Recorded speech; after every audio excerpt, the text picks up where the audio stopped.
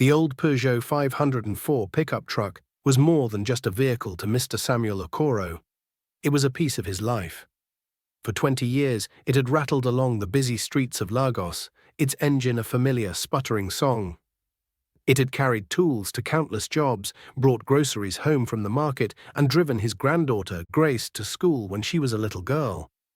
At 72, Mr. Samuel knew every bolt and wire of the truck. He could fix it with his eyes closed. Its dents and scratches were like wrinkles on an old friend's face, each one telling a story. Today, the story was a difficult one. Mr. Samuel was on a special trip. He was driving from his small, neat home in Surulere all the way to Victoria Island. The journey was long. He had to cross the third mainland bridge, where the traffic, the infamous Lagos Go Slow, was a slow-moving river of cars, Danfo buses, and Okadas. The air was hot and thick with the smell of exhaust fumes and the salty breeze from the lagoon below.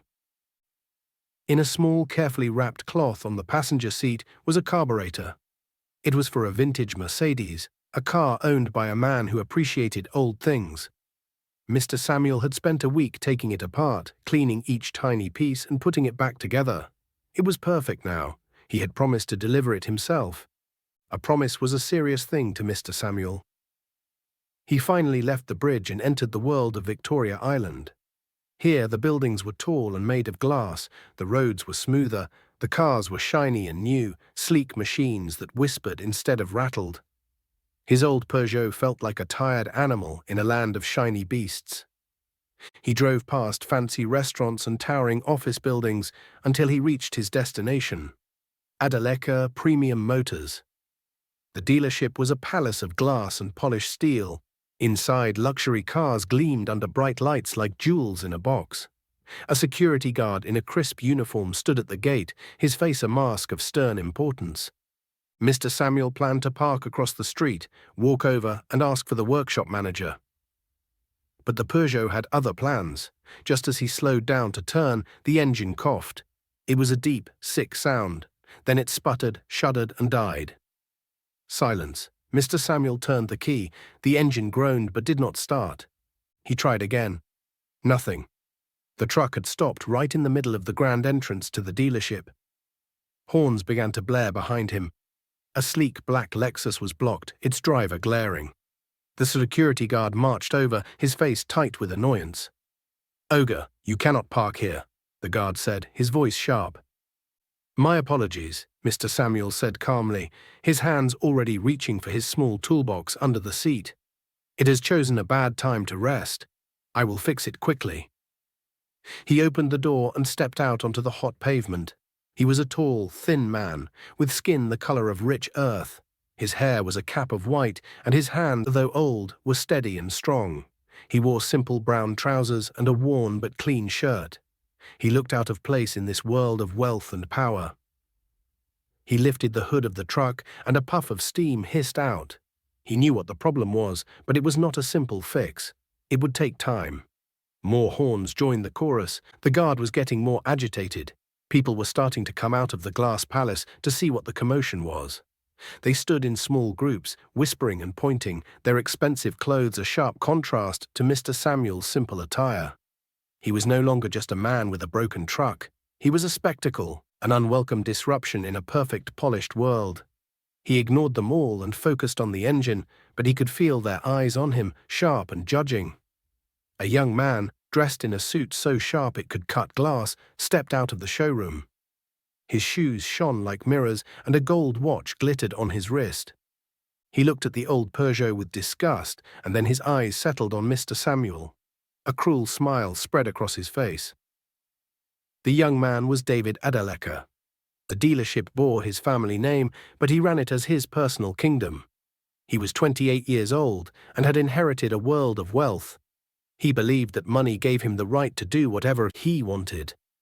To him, Mr. Samuel and his ancient truck were not a problem to be solved, but a piece of dirt on his perfect polished floor. "What is this?" David's voice was loud and carried across the parking lot. It was not a real question. It was a performance for the growing audience of clients and employees who had gathered. "Security, get this rubbish out of my driveway." The guard hurried to David's side. "Ogre, the man says his truck is broken. He is trying to fix it." David laughed, a short barking sound. "Fix it? That thing belongs in a junkyard, not in front of my dealership." Mr. Samuel did not look up. He continued to peer into the engine of his Peugeot. His focus absolute. He could feel the heat from the engine and the heat of many eyes watching him. He had faced difficult situations before. Patience was a tool he had learned to use just as well as any wrench.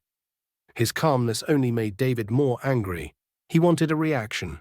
He wanted the old man to argue, to beg, to show shame. This quiet dignity was an insult. David's eyes scanned the lot, and a wicked idea sparked in his mind. In a far corner, covered by a dusty tarp, was a wreck. It was a red Ferrari, or what was left of one. The car had been in a terrible accident. Its front was crushed, its engine was ruined, and its beautiful body was a mess of twisted metal. It was a monument to failure, something David kept to remind himself of a lawsuit he had won against the reckless young driver who had crashed it. "You think you are a mechanic?" David called out to Mr. Samuel. The crowd grew quiet, sensing that the show was about to begin.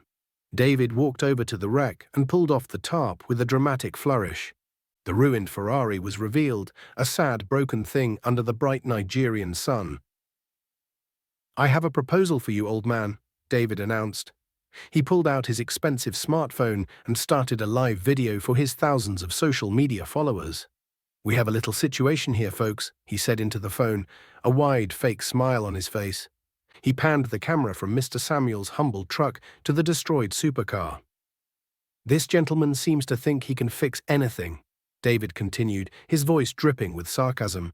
"So here is the deal. I will make you a generous offer." He pointed a finger at Mr. Samuel, then at the Ferrari. "If you can get this piece of junk to run," he said, his voice booming, "I'll give it to you. You can have it. For free."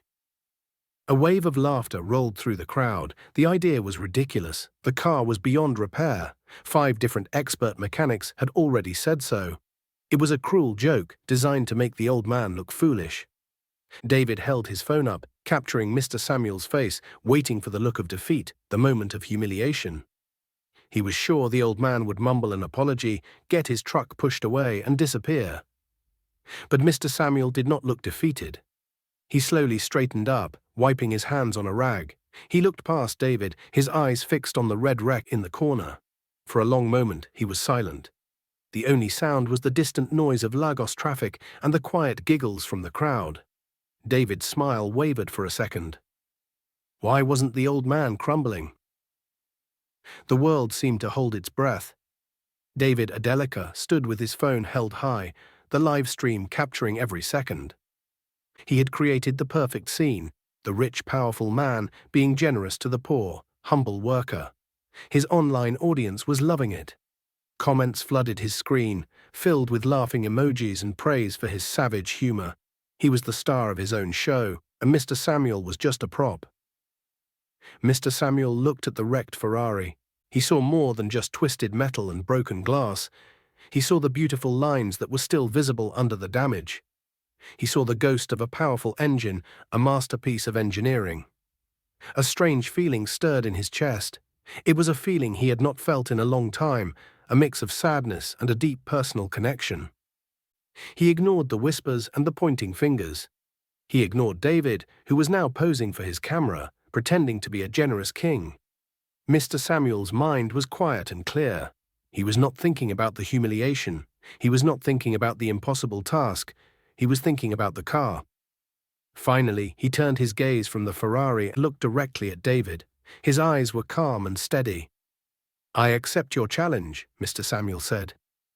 His voice was not loud, but it cut through the noise of the crowd. For a moment there was complete silence. Even David was surprised. He had expected a refusal, an embarrassed retreat. He had not expected this. Then the laughter returned, louder and more mocking than before. "He accepted," someone shouted. "The old man thinks he's a magician." David's shock turned to delight. This was even better than he had hoped. His live stream was going to be legendary. "You heard him, everyone," he announced to his phone. "The master mechanic is going to perform a miracle for us today. Let's see what he can do." Mr. Samuel paid them no mind. He walked slowly toward the wrecked Ferrari. He did not look like a man walking toward a pile of junk. He walked with a kind of reverence, his shoulders straight, his steps measured. The crowd parted to let him pass.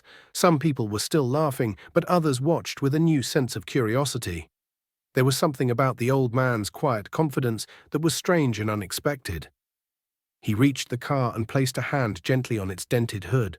The metal was cool under his touch. He ran his fingers over the cracked paint, feeling the shape of the damage.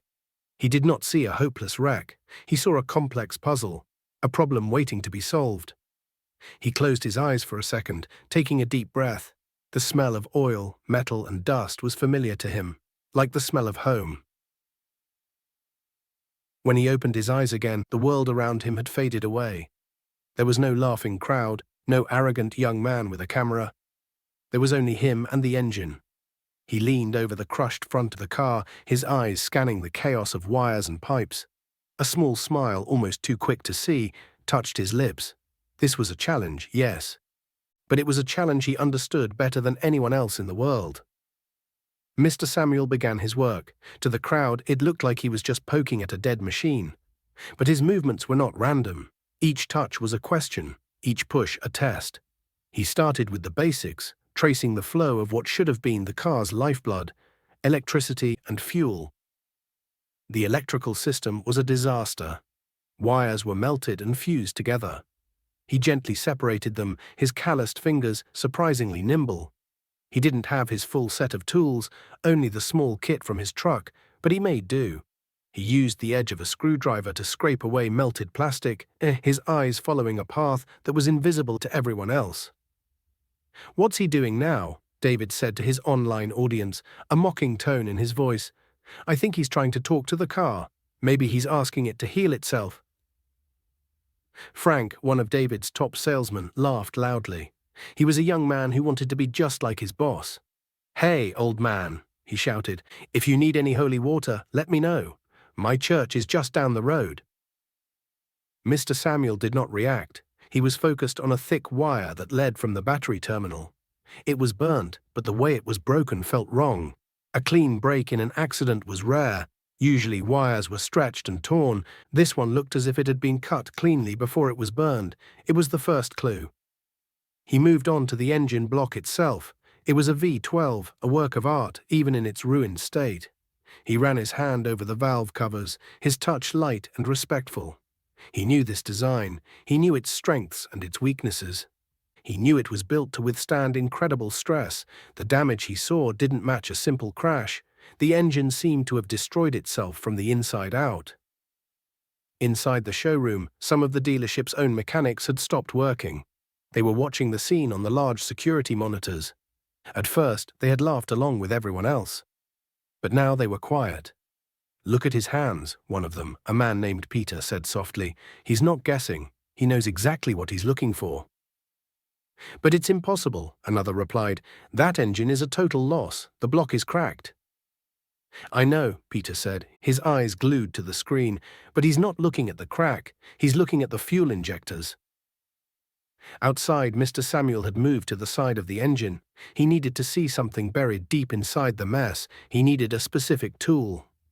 He turned around, his calm gaze landing on Frank, who was still smirking. "Young man," Mr. Samuel said, his voice even. "In the main workshop, there is a large red tool chest. On the second shelf, in the third drawer from the left, you will find a Phillips No. 2 screwdriver with a yellow insulated handle. Please bring it to me." Frank's smirk vanished. The other salesmen looked at each other in confusion. How could this old man possibly know the layout of their workshop? He had never been inside. For a moment, Frank just stood there, speechless. "Well, go on," David snapped, impatient. "Get him the screwdriver. Let's not slow down the miracle." As Frank hurried away, a few people in the crowd stopped laughing. The old man's strange knowledge was unsettling. The air was no longer just filled with mockery. Now it was also filled with a new, quiet sense of mystery. Inside the cool, air-conditioned showroom, Grace Okoro felt a knot tighten in her stomach. Her desk was at the front, a perfect vantage point to see the drama unfolding outside. She watched on the security monitor as her grandfather, a man she loved and respected more than anyone, was made into a public joke. Each burst of laughter from the crowd felt like a physical blow. She had worked at Adelica Premium Motors for 2 years. It was a good job, it paid well, and it helped her support her mother and younger brother. She was proud of her work. She was professional, polite, and efficient. But right now, she wished the floor would open up and swallow her. Her boss, David Adelica, was the center of the storm. She knew him well. She had seen his charm when he was selling a car and his cruelty when an employee made a small mistake. He loved power. He loved showing it off. Humiliating her grandfather was a game to him, a way to entertain his rich friends and his social media followers. "Grace, get me a bottle of water," David's voice barked through her earpiece. "It's hot out here, and this is getting interesting." Her hands trembled as she stood up. She had to walk out there into the middle of the crowd. What if her grandfather saw her? What if he called out her name? David had no idea that the old man he was mocking was her grandfather. If he found out, she could lose her job. David valued image above all else, and a receptionist with a poor old grandfather who drove a broken-down truck did not fit the image of his luxury brand. She walked to the small refrigerator, her heart pounding. She took out a chilled bottle of water and walked toward the glass doors. Pushing them open, the wall of heat and noise hit her. The laughter was louder out here. She could see David holding his phone, a wide grin on his face. She could see Frank, the salesman, handing her grandfather the screwdriver he had requested. And she could see her grandfather. He was bent over the engine, his back to the crowd. He looked small and vulnerable. But as she got closer, she saw the focus on his face. He was not ashamed. He was not defeated. He was working. He was doing what he did best. A memory flashed in her mind. She was a little girl, standing in his small garage in Surulere, watching him fix a neighbor's radio. His hands had moved with the same careful precision. His face had the same look of intense concentration. He had taught her that anything broken could be fixed with patience and understanding. She reached David's side and handed him the water. "Thank you, Grace," he said, not even looking at her. His eyes were fixed on Mr. Samuel. "Can you believe this old fool? He's actually going to try." Grace said nothing. She couldn't speak. She just stood there, frozen, torn between her fear and a new, unexpected feeling. It was a flicker of pride. Her grandfather was not a fool. He was the wisest, most capable man she had ever known. And as she watched him work, ignoring the jeers and the insults, she began to wonder if maybe, just maybe, the impossible was about to happen. Mr. Samuel took the screwdriver from Frank without a word of thanks. He didn't need to. His focus was entirely on the task at hand. The crowd, the noise, the young man live-streaming his every move, it all faded into the background. There was only the broken heart of the Ferrari. With the insulated screwdriver, he began to carefully pry at a small control panel buried near the firewall. It was a part of the engine's electronic brain, something most mechanics would not touch without specialized diagnostic equipment. David zoomed in with his phone camera. "And now, ladies and gentlemen," he narrated with a grin, "our master craftsman is performing open-heart surgery with a screwdriver. I'm not sure he knows that this car has more computer power than the rocket that went to the moon." Mr. Samuel ignored him. He removed the panel's cover. Underneath was a complex web of circuits and chips. It was fried, blackened by an electrical surge. But again, something was wrong. A specific chip, a safety regulator, was not just burnt. It was shattered, as if it had been struck with a small, sharp object. An accident would have melted it. This was deliberate destruction. He put the panel aside and moved to the fuel line. His fingers, rough but sensitive, traced the thin metal tube. He found what he was looking for, a tiny, almost invisible mark near a connection point. It was a tool mark. Someone had used pliers to slightly crimp the line, not enough to stop the fuel completely, but enough to restrict its flow. Under high pressure, this would cause the engine to overheat and fail catastrophically. Every new discovery painted a clearer picture. This car had not been in a simple accident. It had been murdered. He stood up straight, his back aching slightly from bending over for so long. He looked around the courtyard. It had been almost an hour. Some people had left, bored with the slow progress, but many remained, their curiosity now greater than their desire to mock. David was still filming, but his commentary had become less frequent. The old man's quiet, methodical work was strangely compelling. "Sir," one of the dealership mechanics, Peter, said from the edge of the small circle that had formed around the car. He had come out of the showroom to watch up close. "What are you looking for?" "We were told the engine block was cracked from the impact." Mr. Samuel turned to him. He saw a genuine question in the young man's eyes, not mockery. "The cracked block is a symptom, not the cause," he said simply. "The problem started here." He pointed to the fuel line, then to the shattered chip on the control panel. Peter leaned in, his eyes widening as he saw the details Mr. Samuel indicated. He was a good mechanic. He understood what he was looking at. "But that's not from a crash," he stammered. That's sabotage." The word hung in the hot air. Sabotage. A murmur went through the remaining crowd. David's smile finally vanished from his face. This was not part of his plan. Mr. Samuel turned his attention back to the engine. There was one last thing he needed to see. Buried under a tangle of hoses was a small metal plate, no bigger than his thumb. It was the engine's birth certificate, its identity. It was always placed in the most protected part of the engine block. With careful effort, he worked his hand into the tight space, his fingers searching for the familiar shape. After a moment, he felt it. It was still there. He began to work it free, his heart beating a little faster now. He needed to be sure. He needed to see the numbers. With a final careful twist, the small metal plate came free. It was covered in a thick layer of oil and grime. Mr. Samuel held it in the palm of his hand, a small dark square of metal. He pulled the rag from his pocket and began to wipe it clean. His movements were slow and deliberate. Everyone watched, captivated. The atmosphere in the courtyard had changed completely. The mockery was gone, replaced by a tense, heavy silence. David watched him, a knot of unease tightening in his stomach. The word sabotage echoed in his mind. This old man was not a fool. He was something else, something David didn't understand. This little game for his social media followers was spiraling out of his control. Mr. Samuel finished cleaning the plate. He held it up to the sunlight, his old eyes squinting to read the numbers etched into the metal. The crowd leaned in, trying to see. F 2019 WJ 447.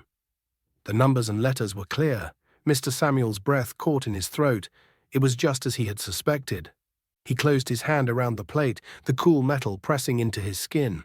He had seen this number before. He had written it down himself, years ago, in a workshop thousands of miles away. He finally looked up, his gaze finding David Adeleka in the crowd. He took a step forward, then another, until he was standing directly in front of the young man.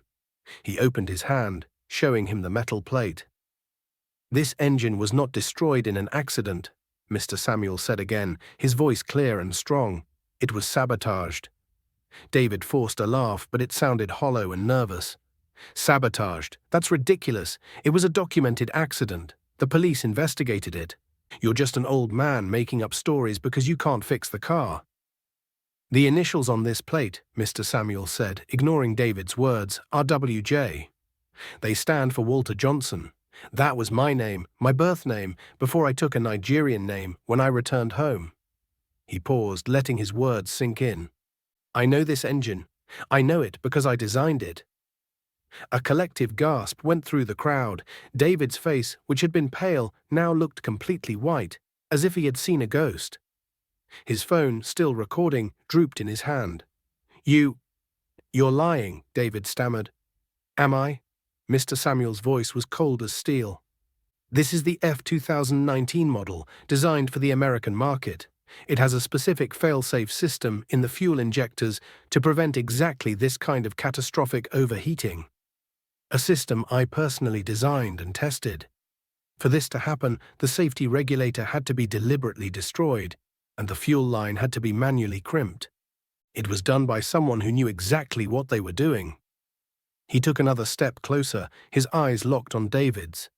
Someone who wanted to collect the insurance money for a total loss on a car that was only partially damaged. The truth hung in the air, sharp and undeniable. David looked around wildly, as if searching for an escape. He saw only shocked and accusing faces. His world, built on a foundation of lies and easy money, was beginning to shake. Mr. Samuel looked down at his own old, battered phone. It was not a fancy smartphone like David's, but it could do what he needed it to do. "Now, if you will excuse me," he said, his voice calm but powerful, "I need to make a call to an old friend in Italy." A hush fell over the courtyard as Mr. Samuel tapped the screen of his old phone. The silence was so deep that the distant sounds of Lagos, the blare of a ship's horn from the port, the faint cry of a street vendor, seemed loud and clear. David stood frozen, his face a mask of disbelief and growing fear. "This is a joke," he whispered, more to himself than to anyone else. "It's a trick." Mr. Samuel's phone began to ring. He pressed the speaker button. The sound of the ringing echoed in the quiet space. After a few rings, a voice answered. It was a man's voice, with a strong, musical Italian accent. "Pronto?" "Lorenzo, it is Walter," Mr. Samuel said. There was a pause on the other end of the line, then an explosion of joyful noise. "Walter, mio amico. Walter Johnson, it is you. It has been too long. How are you, my old friend?" "I am well, Lorenzo. I am well," Mr. Samuel replied, a rare warm smile touching his lips. "But I am calling about a problem with one of our children." "Our children? What do you mean?" Mr. Rossi asked. "An engine, the F2019 model, serial number F2019 WJ 447, Mr. Samuel said. He quickly explained the situation, the wrecked car, the challenge from the dealership owner, and the signs of sabotage he had found. As he spoke, he used his phone to take clear, detailed pictures of the damaged parts and the serial number plate. He sent them to Mr. Rossi. There was another silence on the phone. This time it was not joyful, it was heavy and serious. "Walter, I am looking at the photos now," Mr. Rossi said, his voice tight with anger. This is an insult, a desecration. You are correct. This is not accident damage. This is deliberate. That engine, you and I spent 6 months perfecting that fail-safe system. It is impossible for it to fail like this on its own." He paused. "Walter, tell me, where are you? Who is the owner of this car?" Mr. Samuel looked at David, whose eyes were wide with panic. "The owner is a Mr. David Adeleka of Adeleka Premium Motors in Lagos, Nigeria." "Adeleka," Mr. Rossi repeated the name slowly. "I will have our legal team look into this immediately. We have insurance records for all our vehicles. If this man has made a fraudulent claim, Dio mio, he will regret the day he was born." The crowd murmured. The story was becoming bigger and more shocking than anyone could have imagined. This was no longer about a proud old man and a broken car. This was about a massive, international crime. "Thank you, Lorenzo," Mr. Samuel said. "No, Walter. Thank you," Mr. Rossi replied, his voice full of respect. "You have always been the soul of Ferrari engineering, a man of true integrity. To see your work treated this way, it is a great dishonor. We will handle this. I will call you back." The line went dead. Mr. Samuel lowered his phone. David looked like a cornered animal. He opened his mouth to speak, to deny, to threaten, but no words came out. It was at that moment that a clear, strong voice cut through the tension. "Grandpa." All heads turned. Grace was pushing her way through the stunned crowd, her face pale but her eyes blazing with a fierce, protective light. She walked straight to Mr. Samuel's side. The single word, Grandpa, changed everything. It was like a key turning in a lock, revealing the final piece of the story. The crowd, which had been watching a drama about a stranger, was now watching a family affair. The receptionist, the quiet, professional young woman they saw every day, was the granddaughter of the mysterious old mechanic. David Adeleka stared at Grace, his mind racing. The connection clicked into place, and with it came a new wave of horror. He had not just humiliated a random old man, he had humiliated the grandfather of one of his own employees. In his arrogance, he had created a disaster that was now collapsing on him from all sides. Grace stood tall next to Mr. Samuel, her hand resting on his arm. The fear she had felt earlier was gone, replaced by a cold, hard anger. She looked directly at David, and for the first time since she had started working there, she did not try to hide her feelings. "What have you done?" she asked, her voice shaking slightly, but full of power. "This man is the kindest, most brilliant person I know. He has spent his whole life building things, creating perfection with his own hands. And you used him for a cheap joke. You tried to make a fool of him in front of all these people, for your own entertainment." David flinched as if she had slapped him. He looked away from her fiery gaze, his eyes darting around the crowd. He saw no support there. The faces of his clients were cold. The faces of his employees were a mixture of shock and disgust. His live audience on social media was no longer laughing. The comments were now a flood of outrage, calling him a bully and a fraud. I didn't know," he stammered, his voice weak. "You didn't care," Grace shot back. "You saw an old man with a broken truck, and you saw an easy target. You didn't see the knowledge in his eyes or the skill in his hands. You saw only what you wanted to see." Mr. Samuel placed his hand over Grace's. "It is all right, my dear," he said softly. His voice was calm, but his eyes, when they met David's, were like chips of ice. The moment of judgment had passed. Now there was only the task at hand. He turned away from David and walked back to the Ferrari. The crowd parted for him again, this time with a deep, silent respect. He had won more than just an argument. He had won the battle of character, of dignity. He leaned back over the engine, the world of accusations and consequences once again fading away. He had proven his point. He had exposed the lie, but the challenge was not yet complete. The car was still silent. David watched him, a broken man. The phone in his hand felt heavy as lead. He had wanted to be a star, to show off his power and wit. Instead, he had streamed his own downfall to the world. The kingdom he had built on a foundation of deceit was about to turn to dust. Mr. Samuel picked up a small wrench. He looked at the reconnected wires and the repaired fuel line. There was still work to do.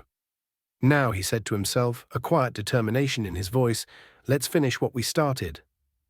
Time seemed to slow down. Each movement Mr. Samuel made was precise and economical. There was no wasted effort, no hesitation. It was the work of a master, a lifetime of knowledge flowing through his hands. He reconnected the last of the damaged wires, his fingers moving with a dancer's grace.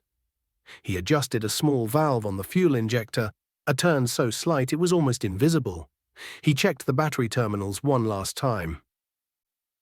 The crowd watched in complete silence. They were no longer watching a spectacle of humiliation. They were witnessing a display of pure skill. David Adeleka stood apart from the others, his face pale and slack. His phone had long since fallen from his hand.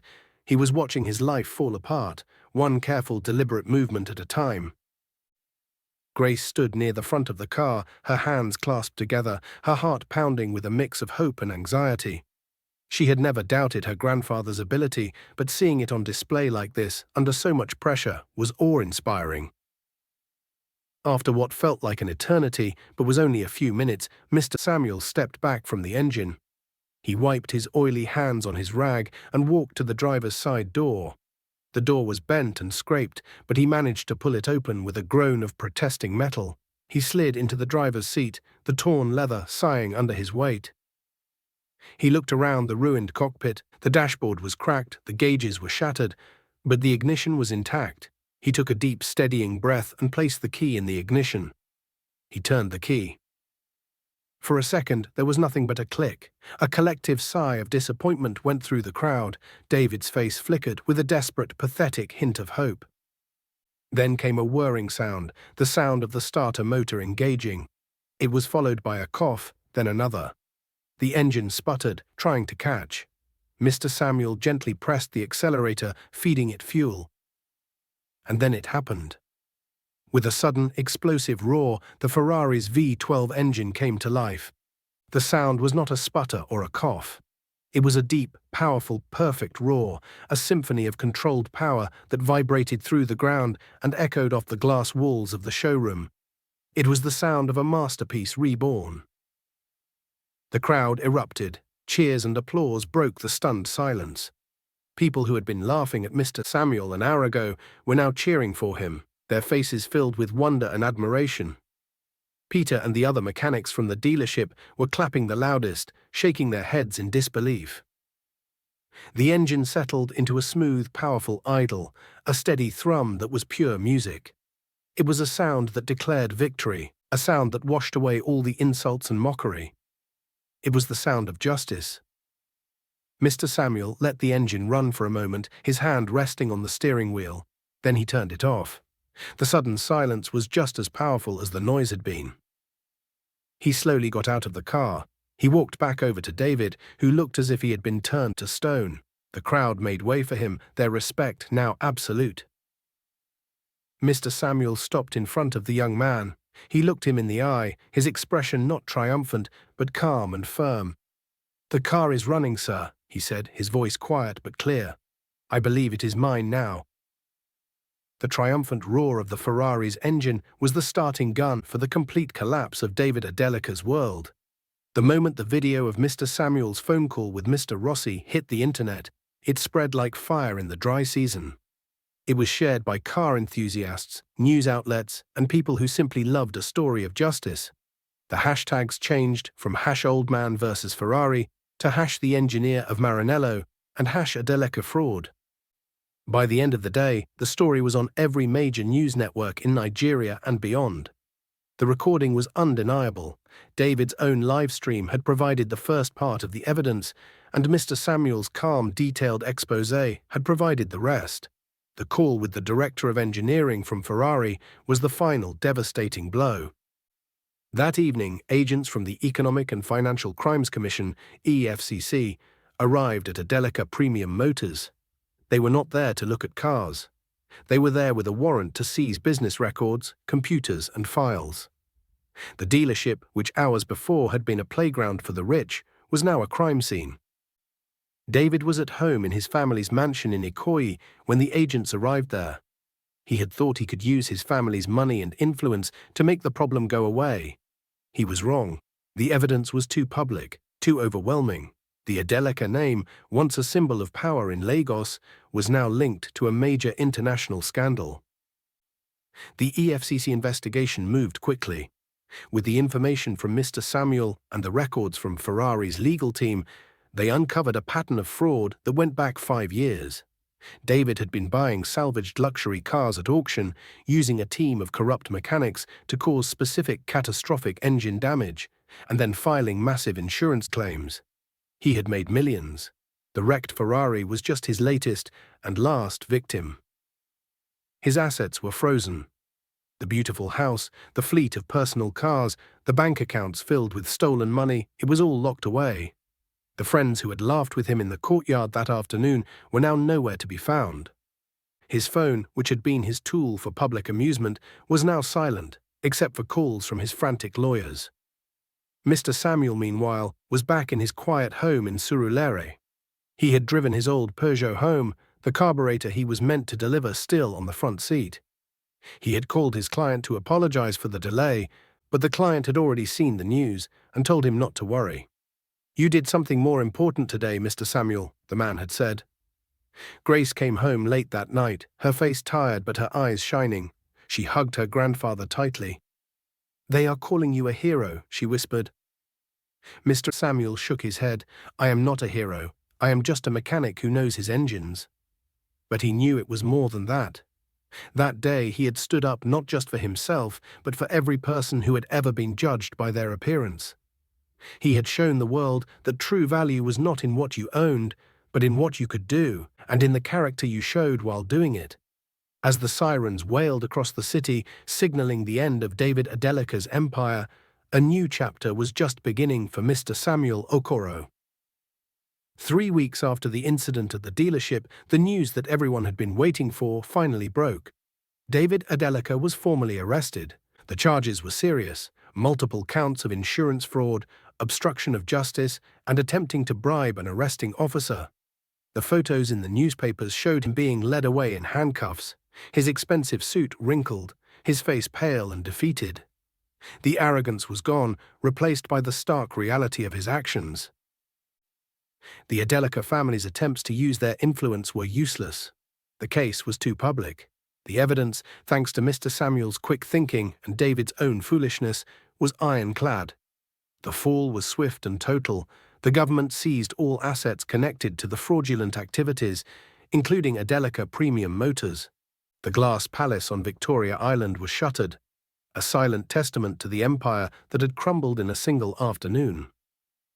While the Adelica name became synonymous with scandal, the name Okoro was becoming a quiet legend.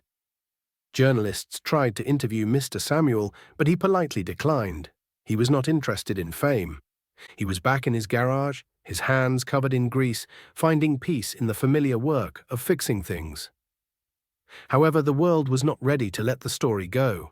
A group of ethical investors who had followed the news with great interest saw an opportunity. They believed that a business built on integrity could rise from the ashes of one built on lies. They pooled their resources and bought the seized dealership from the government. Their first order of business was not to order new cars or to redecorate the showroom. It was to pay a visit to a small, humble garage in Surulere. One morning, a clean, modest car pulled up in front of Mr. Samuel's house. A man and a woman dressed in simple business attire stepped out. They were not there to ask for a repair. They introduced themselves as the new owners of the former Adelica Motors. "Mr. Okoro," the woman said, her voice full of respect, "we have come to ask for your help. We want to rebuild that dealership, but we want to do it the right way. We want to build a business based on the values you demonstrated that day: skill, honesty, and dignity." Mr. Samuel listened patiently. He had no desire to return to the world of luxury cars and high-powered business. "I am a simple mechanic," he said. "I am retired." "We understand," the man said. "We are not asking you to work for us. We are asking for your guidance, and we have a proposal for your granddaughter, Grace." Grace, who had been listening from the doorway, stepped out. She had been offered a temporary position to help with the transition, but she had no idea what was coming next. The woman smiled at her. "Grace, we have reviewed the employee records, and we have spoken to your former colleagues. You are known for your professionalism and your integrity. We would be honored if you would accept the position of general manager of the new dealership." Grace was stunned into silence. General manager. It was a dream she had never dared to have. "And one more thing," the man added, looking back at Mr. Samuel. "We will be renaming the dealership. With your permission, sir, it will be called Okoro Premium Motors." The grand reopening of Okoro Premium Motors was an event unlike any other. There were no flashy celebrities or loud music. Instead, the guests were a mix of city officials, honest business leaders, and the quiet, hard-working people from Mr. Samuel's community in Surulere. The atmosphere was not one of arrogant wealth, but of humble celebration. Grace stood at the entrance, welcoming guests. She wore a simple but elegant dress, her face glowing with pride. As the new general manager, she was a symbol of the dealership's new direction. She was nervous, but every time she looked at her grandfather, who stood quietly by her side, she felt a surge of confidence. The centerpiece of the showroom was not a brand new model. It was the red Ferrari. It had been fully restored to its former glory, its paint shining like a ruby under the lights. It was a magnificent machine, but it was more than just a car. Next to it stood a simple brass plaque. It read, "This car was once broken, but it was repaired by the hands of a master and the heart of an honest man, Mr. Samuel Walter Johnson Okoro. Let it serve as a permanent reminder that true value lies not in appearance, but in integrity, skill, and the dignity with which we treat others." The car and its story had become the soul of the new dealership. Customers came not just to buy cars, but to see the famous Ferrari and to shake the hand of the legendary engineer who had brought it back to life. The business began to thrive, built on a foundation of trust that David Adelica had never understood. Mr. Samuel did not take a formal role at the dealership, but he was a frequent visitor. He would spend time in the workshop, talking with the mechanics, sharing stories from his days in Maranello. He became a mentor to the young men and women who worked there, teaching them that being a great mechanic was about more than just fixing cars. It was about respecting the machine and the work. Grace's first act as general manager was a difficult one. She picked up her phone and called Frank, the young salesman who had been David's most enthusiastic partner in mocking her grandfather.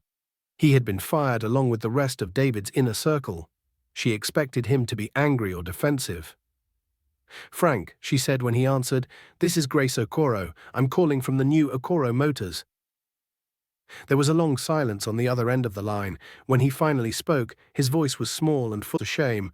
"Miss Okoro, I don't know what to say." "I'm not calling about your job," Grace said gently. "I'm calling because my grandfather would like to speak with you." Another silence. "Why?" Frank asked, his voice barely a whisper. "Because he believes in second chances," Grace replied. "He is at his garage in Surulere. He will be waiting for you." She hung up the phone, not knowing if Frank would come, but she knew her grandfather. He saw the potential for good in everyone, even in those who had done wrong. He was not just fixing engines, he was trying to fix people too. The next day, a young man appeared at the entrance to Mr. Samuel's garage. It was Frank. He was not wearing his flashy suit and shiny shoes. He was dressed in simple jeans and a t-shirt, and he stood twisting his hands, looking nervous and out of place. The garage, once a quiet, solitary space, was now bustling with activity. A group of teenagers from the neighborhood were gathered around an old engine block, listening intently as Mr. Samuel explained the function of a piston. They were his new, unofficial students. The story of the Ferrari had turned him into a local hero, and young people who dreamed of working with cars now came to him, hoping to learn from the master. When Mr. Samuel saw Frank, he paused his lesson. He wiped his hands on his rag and walked over to the young man. "You came," Mr. Samuel said, his voice neutral. Frank could not meet his eyes. He stared at the oil-stained concrete floor. "Mr. Okoro," he began, his voice thick with emotion, I came to apologize. What I did that day. What I said. There is no excuse for it. I was a fool. I was arrogant and cruel. I am so sorry." Tears welled up in his eyes. "I haven't slept properly since that day. Seeing what you did, and then finding out who you are, it showed me what a small and pathetic person I had become."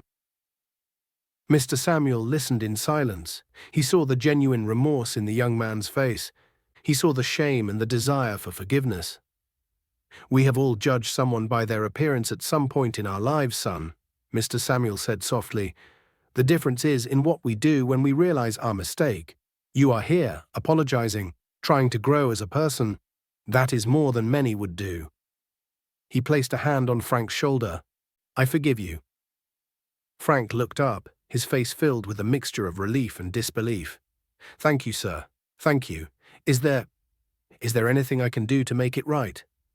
Mr. Samuel smiled, a genuine, warm smile. He pointed to the group of students gathered around the engine. "If you truly want to make amends, you can help me. These young people need to learn about more than just engines. They need to learn about how to treat customers with respect, about honest sales. Your father owns a bike shop, you said. You must know something about business." He held out a greasy rag to Frank. "Redemption is not given, son. It is earned. It is earned through honest work. If you are willing, your work can start now." Frank looked at the rag, then at the group of eager young faces, and then back at Mr. Samuel. He took the rag, his hand steady now. He traded his past of arrogance for a future of humility. He wiped away the tears from his face, leaving a small smudge of grease on his cheek. For the first time in a long time, he felt like he was in the right place, ready to learn from the man he had once so foolishly mocked. The story of Mr. Samuel Okoro did not end with a fixed car and a humbled billionaire. It was the beginning of something much larger. Inspired by his integrity and skill, the new owners of Okoro Premium Motors, along with a personal and very generous donation from Mr. Rossi and the Ferrari Corporation, established a formal program to support the next generation of engineers. It was named the Walter Johnson Okoro Engineering Scholarship. The name honored both his past in Italy and his present in Nigeria. The scholarship was designed to find young, talented individuals from disadvantaged communities, boys and girls who had the passion and the mind for mechanics but lacked the opportunity. It would provide full funding for them to attend the best technical universities in the country. The announcement was made at a special ceremony held at the dealership.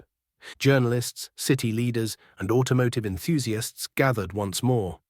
This time, they were there not to watch a spectacle, but to honor a legacy. Mr. Samuel stood at the podium, dressed in a simple but dignified traditional Nigerian agbada. He did not speak for long.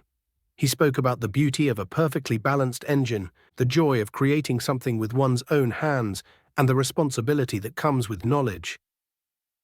An engine does not care where you come from, what your family name is, or how much money you have, he said, his voice carrying across the silent showroom. It responds only to skill, to patience, and to respect. We must learn to be more like engines. His small garage in Surulere became the unofficial heart of the scholarship program. It was where the candidates were first interviewed, not with formal questions, but by working alongside Mr. Samuel on a real engine. He could see more in 5 minutes of watching a young person handle a tool than any application form could ever tell him. The program grew. It expanded to include not just automotive mechanics, but aeronautical, naval, and renewable energy engineering. Mr. Samuel's story had sparked a movement, a renewed appreciation for hands-on skill and the quiet dignity of a well-done job. Frank became an essential part of the program. He discovered he had a talent for teaching. He managed the applications, mentored the students, and used his sales skills to secure donations and partnerships with other companies. He found a purpose that was far more fulfilling than earning a commission on a luxury car. He was helping to build futures. One afternoon, as they worked on an engine, one of the youngest students, a bright girl named Fatima, looked up at Mr. Samuel. She had been quiet for a long time, watching him. "Mr. Okoro," she asked timidly, "that day at the dealership, with the rich man, how did you stay so calm? Weren't you angry?" Mr. Samuel paused his work. He looked at the faces of all the young people gathered around him, faces full of hope and potential.